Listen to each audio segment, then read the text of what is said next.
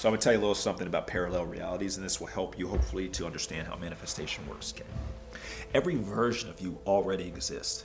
Every single version of you. Let's pretend this. There's a version of you that was a FedEx driver. There's a version of you that's a billionaire. There's a version of you that is a teacher. There's a version of you that's homeless.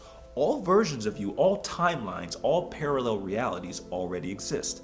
Which one you're on is directly linked to your thinking and your perspective.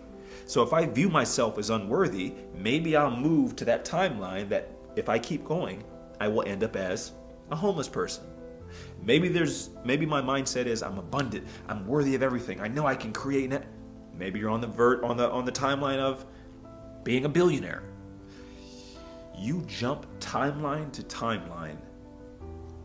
You can't even grasp how many times you do it in a day. Every time that you have a thought, you jump to another timeline.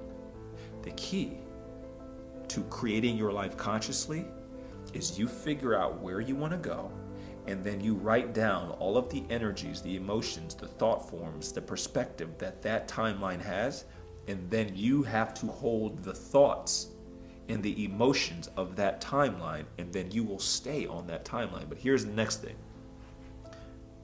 Imagine that timeline and all of them already exist, but the only one that you're on is the one that's lit up.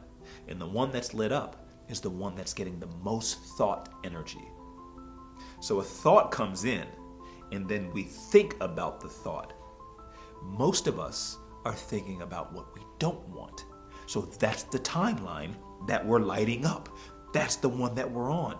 But the complete opposite energy of you having everything exists as well, but you have to send enough thinking energy through thinking, through emotions to that, and then you will start to manifest that reality.